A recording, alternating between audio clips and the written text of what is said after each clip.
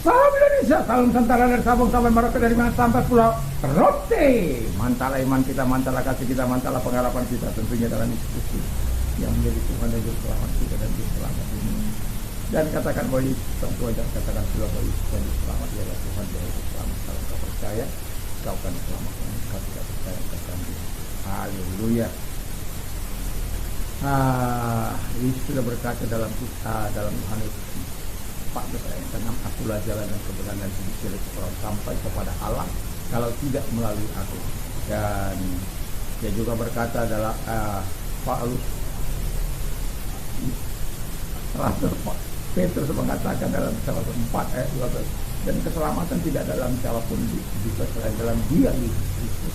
Karena di bawah kolong langit ini tidak ada nama lain yang diberikan kepada manusia yang oleh yang kita diselamatkan. Dan kemudian Rasul 16 ayat 31, percayalah kepada Tuhan Yesus Kristus, maka engkau dan isi rumahmu akan diselamatkan. Haleluya, mantap. Isi nama Tuhan. Sebelum kita mendengarkan firman Allah, kita berdoa. Tuhan Yesus, mujizatmu senantiasa akan membawa kekaguman, hormat. Nama Yesus kita bersyukur dan berdoa. Haleluya, amin. Saya akan membacakan Yohanes 6 ayat 1 sampai dengan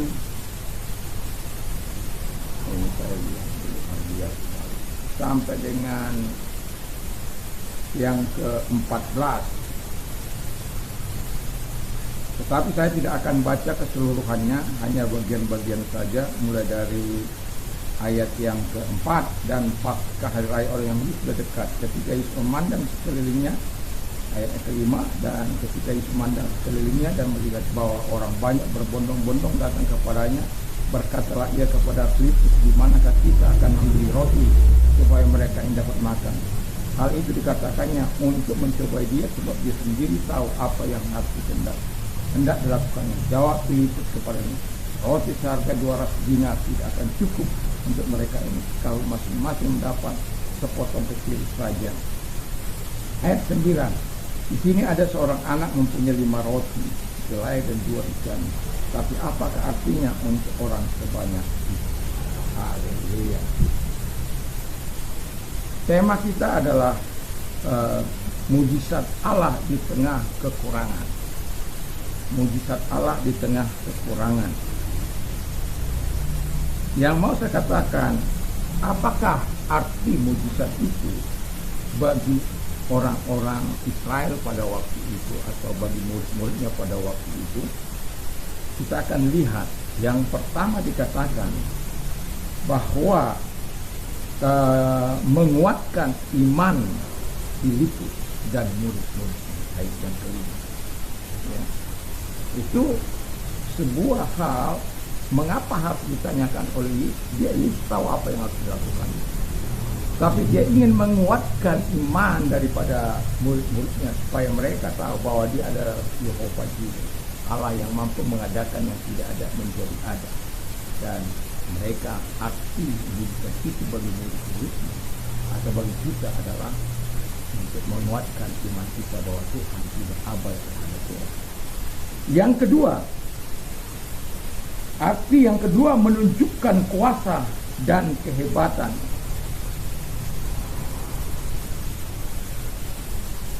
Karena harta bukanlah segalanya bagi Tuhan. Uang bukanlah segalanya, karena murid-murid yang permasalahkan uang 200 dinar itu tidak akan cukup untuk orang sebanyak itu. Karena itu pentingnya mereka mengatakan tidak ada artinya uang banyak itu. Tapi mereka lupa akan kuasa Allah yang luar biasa. Mereka lupa bahwa Yesus adalah Allah itu sendiri, yang mampu melakukan mujizat, yang mampu mengadakan yang tidak ada menjadi ada, karena dia adalah Tuhan. Dan itulah sebabnya dia ingin menunjukkan kuasanya dengan melakukan mujizat. Dan kita tahu bahwa bagaimanapun kita lihat ketika orang-orang itu melihat ayat 14 mujizat setelah diadakannya, mereka berkata dia ini benar-benar nabi yang akan datang. Jadi di sini kita melihat bahwa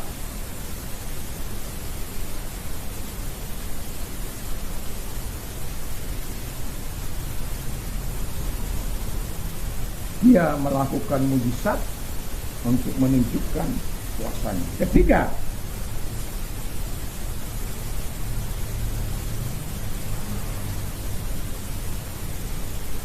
untuk menunjukkan, artinya untuk menunjukkan kemuliaan kepada umat. Jadi yang pertama tadi untuk menguatkan iman para murid-murid atau orang-orang yang hadir di situ untuk menunjukkan kuasanya bahwa dia adalah Tuhan. Yang ketiga adalah bahwa menunjukkan kemuliaannya kepada umat, supaya mereka sadar bahwa yang manusia yang dikatakan manusia tapi 100%, tetapi juga sekaligus dia adalah Tuhan. Akal manusia kita tidak dapat menerimanya. Tetapi saya mau katakan, ketika kita melakukan yang terbaik dalam hidup kita mau percaya kepada Tuhan, kita akan melihat kemuliaan Allah. Itu sebabnya tugas kita adalah memberikan kemuliaan bagi Dia. Tujuan hidup kita adalah memberikan kemuliaan bagi Dia. Bahkan apapun yang kamu lakukan, apapun yang kamu makan, apapun yang kamu minum, lakukan untuk kemuliaan Tuhan. Dan apapun yang kamu kerjakan, lakukan untuk kemuliaan Tuhan. Dan Yesus juga melakukan hal yang sama. Mujizat yang dilakukan adalah untuk membawa kemuliaan bagi Bapa. Sehingga Bapa dimuliakan melalui perbuatan Yesus, di mana dengan melakukan mujizat dia menunjukkan kuasanya, dia menunjukkan kemuliaannya dan memberikan kemuliaan itu kepada Bapa. Kalau kita kekurangan dalam kehidupan ini, apa yang akan kita lakukan? Apakah kita masih percaya bahwa kuasa itu mampu melakukan itu? Apakah kita masih percaya bahwa iman kita mampu membuka pintu surga? Apakah yang kita akan lakukan? Apakah kita masih mau memberikan kemuliaan di saat-saat yang mungkin tidak ada pertolongan bagi kita? Hanya kita yang bisa menjawab. Tapi saya mau katakan kepada kita, mari, kalau Yesus saja melakukan mujizat itu dengan tujuan di mana Alkitab katakan menguatkan iman kita, dan juga mengatakan menunjukkan kuasa Allah dan menunjukkan kemuliaan. Siapa kita? Dan kalau engkau sedang mengalami kesulitan, ingatlah peristiwa ini. Ingatlah peristiwa yang dilakukan oleh Yesus, memberikan makan 5.000 orang, memberikan makan 4.000 orang, berjalan di atas air, bahwa dia masih mampu melakukan mujizat bagi kita. Kekurangan apa? Supaya cukup membeli mobil, cukup membeli rumah, cukup membeli sandang pangan papan. Ya cukup. Kenapa? Tuhannya sudah berkata, Allahku akan mencukupi segala kebutuhan menurut kekayaan dan kemuliaan dalam Kristus. Allah kita itu bukan Allah yang kaya. Jadi mujizat itu punya arti bagi saya dan saudara untuk melihat kebesaran Allah, imanmu di Tuhan, dan juga memberikan kemuliaan kepada Dia. Kalau Yesus saja melakukan itu, mari. Terima kasih Tuhan, biarlah kami terus hidup dalam kasih-Nya, dalam hidup dalam kebenaran, sehingga kita menikmati kasih dan kuasa. Terima kasih. Kalau engkau sedang sakit, apapun sakit penyakit, angkat tangan kepada Tuhan. Dalam nama Yesus, segala tangan-tangan yang diangkat kepada, dalam nama Tuhan kita perintahkan segala sakit penyakit yang mereka dikasih keluar, dan oleh dulu engkau boleh kuasanya. Terima kasih. Dan bagi engkau yang mengalami permasalahan, angkat tanganmu, sudah berdoa.